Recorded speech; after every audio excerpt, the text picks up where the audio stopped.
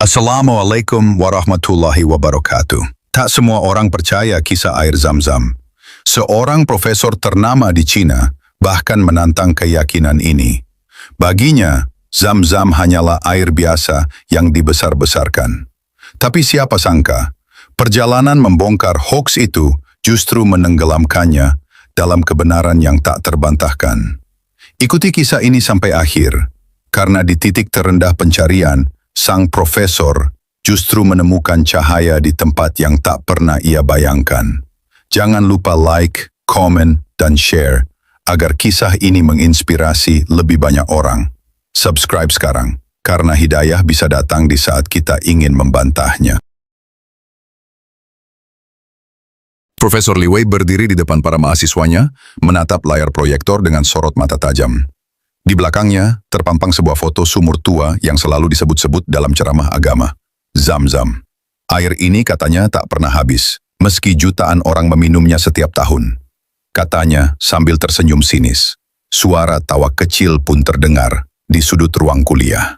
Baginya, cerita tentang Zam-Zam hanyalah mitos kuno yang tak logis. Sebagai ilmuwan senior di bidang hidrologi, Li Wei percaya segala sesuatu harus tunduk pada hukum fisika dan akal sehat. Beberapa mahasiswa mengangkat tangan, bertanya, "Tapi Profesor, bagaimana kalau benar?" Li Wei menepuk meja. "Kalau benar, maka biar saya sendiri yang membuktikan air ini hoax.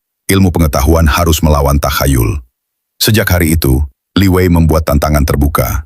Ia menulis di jurnal kampus, forum diskusi, bahkan mengunggah video pendek di media sosial. "Saya akan buktikan, air Zam-Zam tak lebih istimewa dari air sumur biasa." Satu persatu komentarnya viral. Sebagian memujinya sebagai pahlawan sains, sebagian lagi mengingatkannya agar berhati-hati, karena menantang mukjizat bukanlah perkara remeh.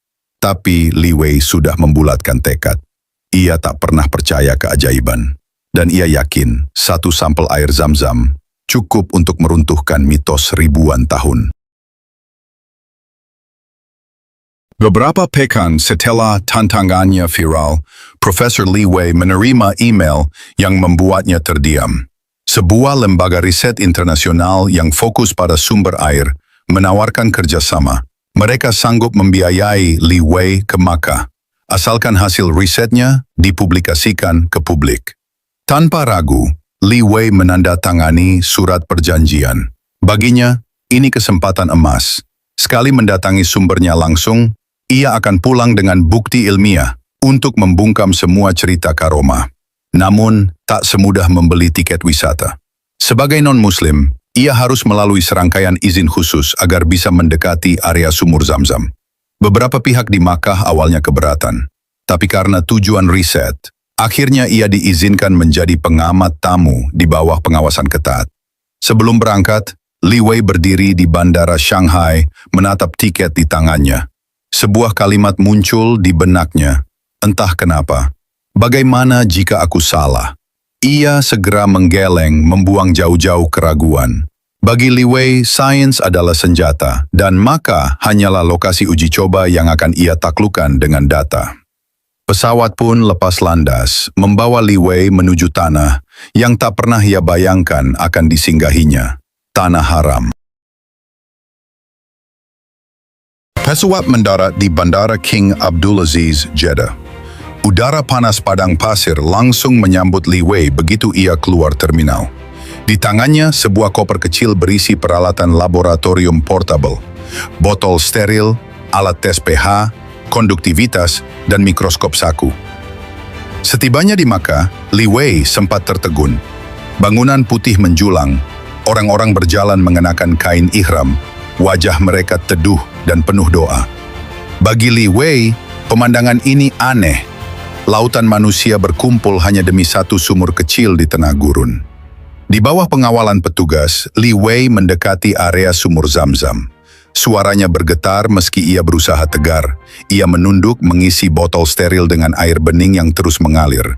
Tak ada pompa modern, tak ada pipa besar, hanya keran sederhana di sudut Masjidil Haram. Beberapa jamaah memandang heran melihat seorang pria asing sibuk memeriksa air dengan alat-alat canggih. Li Wei menahan senyum sinis. Ayo kita lihat, air ini akan membongkar kebodohan massal, batinnya. Dalam sekejap, ia sudah mencatat suhu, kandungan mineral, dan struktur molekul air. Namun sesuatu membuatnya heran. Di layar mikroskop, pola kristal air Zam-Zam tampak lebih teratur dibanding air sumur manapun yang pernah ia teliti. Li Wei menepis rasa heran itu. Tenang, ini baru awal. Aku butuh data lebih banyak. Nanti di lab, semua akan terbukti. Ia menutup botol, menatap Ka'bah sekilas, lalu berbalik. Di langkah pertama menjauh, entah kenapa, Li Wei merasa seolah air di genggamannya lebih berat daripada air biasa. Dan di balik hiruk-pikuk ribuan jamaah, diam-diam benih kegelisahan mulai tumbuh di hatinya. Sesampainya di hotel, Li Wei langsung merakit peralatan analisisnya di meja kerja sederhana. Botol berisi air Zam-Zam ia letakkan hati-hati, seolah di dalamnya terkandung rahasia yang menantang logikanya. Berlembar-lembar kertas catatan berserakan, laptopnya menampilkan grafik mineral, tabel pH, dan struktur kimia.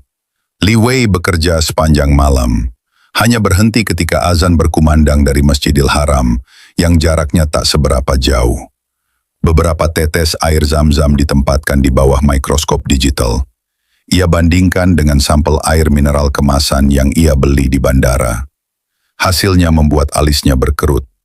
Struktur molekul air Zam-Zam tampak lebih stabil, tidak mudah berubah meski suhu dinaikkan atau diturunkan drastis.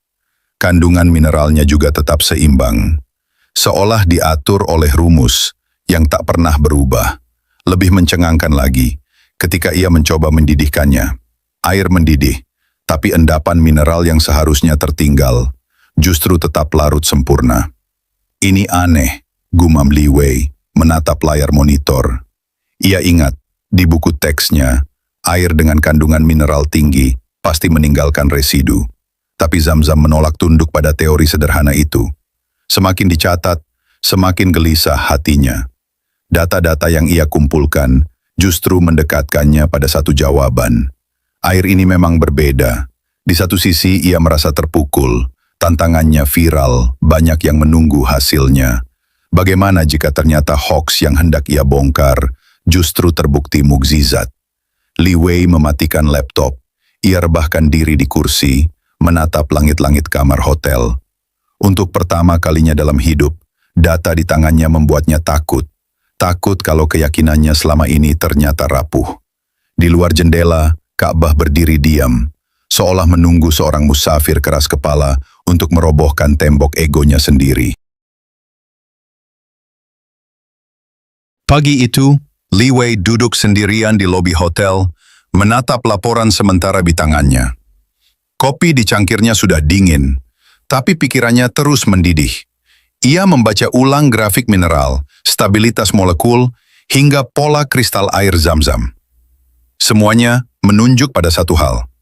Keajaiban ini nyata. Beberapa email dari koleganya di China berdatangan. Ada yang menunggu publikasi hasil, ada yang terang-terangan mendesak. Jangan bawa pulang omong kosong religi. Li Wei mendesah. Dulu, di hadapan mahasiswanya, ia begitu yakin ilmu pengetahuan sanggup membongkar mitos. Tapi sekarang, di Makkah, tempat ia pikir hanya gurun gersang dan orang-orang tawaf, ia justru menemukan data yang memecahkan kepalanya sendiri. Ia pun teringat satu pesan seorang petugas Masjidil Haram kemarin. Saat melihat Li Wei sibuk mengambil sampel, lelaki itu hanya tersenyum sambil berkata, "Ilmu yang benar selalu akan menuntun hati yang jujur." Kata-kata itu terus berdengung di kepalanya. Dalam kegelisahannya, Li Wei bangkit, berjalan tanpa tujuan ke sekitar Masjidil Haram. Ribuan orang berjalan di sekeliling Ka'bah. Ada yang berdoa, ada yang menangis, ada yang bersujud dengan tenang. Li Wei berdiri di sudut, mengamati. Ia, sang profesor yang menantang hoaks, kini malah terjebak dalam pusaran tanya yang menampar hatinya sendiri. Bagaimana air yang tak pernah habis ini menjaga strukturnya sempurna? Bagaimana mineralnya tetap seimbang meski jutaan orang meminumnya setiap tahun? Dan bagaimana mungkin hatinya tiba-tiba terasa ringan hanya dengan menatap Ka'bah. Sore menjelang maghrib, Li Wei kembali ke kamarnya. Ia buka laptop, menatap data risetnya, lalu menutupnya perlahan. Tangannya bergetar, bukan karena takut gagal, tapi takut mengakui. Mungkin sains yang ia banggakan justru membawanya ke jalan yang dulu ia hujat. Malam itu, maka terasa sejuk meski angin padam pasir masih berembus pelan. Li Wei melangkah keluar hotel, langkahnya ragu, tapi hatinya penuh dorongan aneh. Seolah ada yang menuntunnya ke arah Masjidil Haram. Ia berdiri di pelataran, menatap ribuan lampu yang memantul di marmer putih. Di depannya, Ka'bah berdiri kokoh, hitam, dan anggun. Dikelilingi orang-orang yang tak kenal lelah, berputar mengelilinginya. Li Wei duduk di tangga masjid. Suara orang berdoa terdengar di sekelilingnya. Di tangannya, botol kecil berisi air zam-zam yang ia bawa diam-diam dari lab hotel. Ia tatap air bening itu. Benda kecil yang membalikkan hidupnya dalam hitungan hari. Pelan-pelan ia membuka botolnya. Ia menatap tetesan air di ujung jari. Kalau memang ini mukjizat, tunjukkan padaku kalau aku benar-benar salah. Bisiknya lirih, entah pada siapa, entah kepada apa. Air itu ia teguk perlahan. Dinginnya menembus tenggorokan, tapi hangatnya menembus dadanya. Di sekelilingnya, azan Isya berkumandang. Suara panggilan itu menggema, menembus hatinya yang rapuh. Li Wei menunduk, matanya basah. Untuk pertama kalinya dalam hidup, ia menangis bukan karena kalah dalam debat akademik, tapi karena menemukan sesuatu yang tak bisa ia bantah dengan logika. Di tengah kerumunan orang asing, Li Wei merasa sangat kecil. Ia lihat seorang pria tua duduk membaca Quran. Seorang anak kecil menatap Ka'bah sambil berdoa. Semua orang di sini datang membawa doa, sedangkan ia datang membawa ego. Tiba-tiba, semua hitungan molekul, grafik, dan teori jadi tak berarti.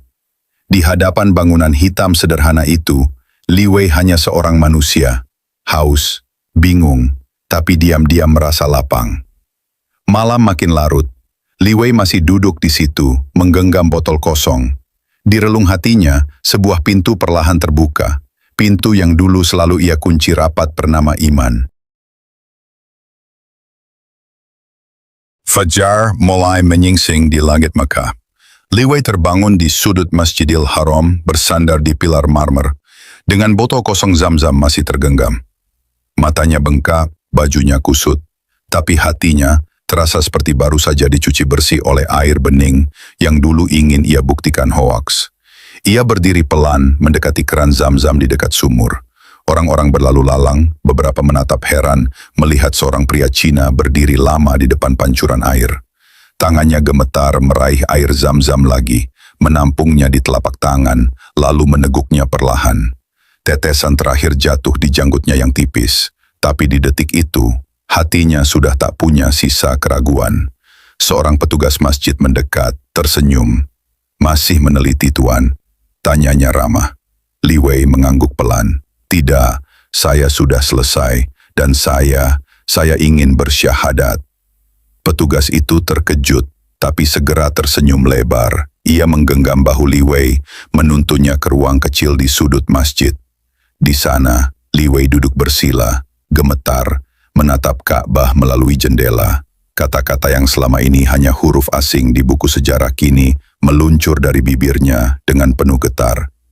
Ashhadu an la ilaha illallah wa ashhadu anna Muhammadan Rasulullah. Air mata Li Wei jatuh membasahi kertas catatan di pangkuannya.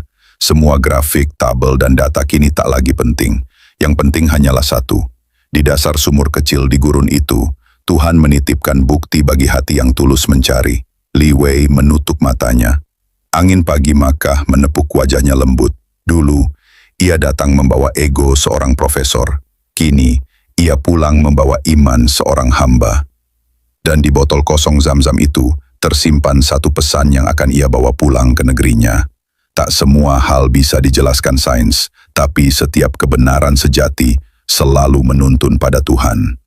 Inilah akhir perjalanan Profesor Li Wei, sang penantang hoaks yang justru ditaklukkan oleh mujizat. Jangan lupa share kisah ini agar lebih banyak hati terbuka. Subscribe sekarang untuk kisah-kisah menggetarkan lainnya. Semoga kita semua diberi hidayah dimanapun kita menjejakkan kaki.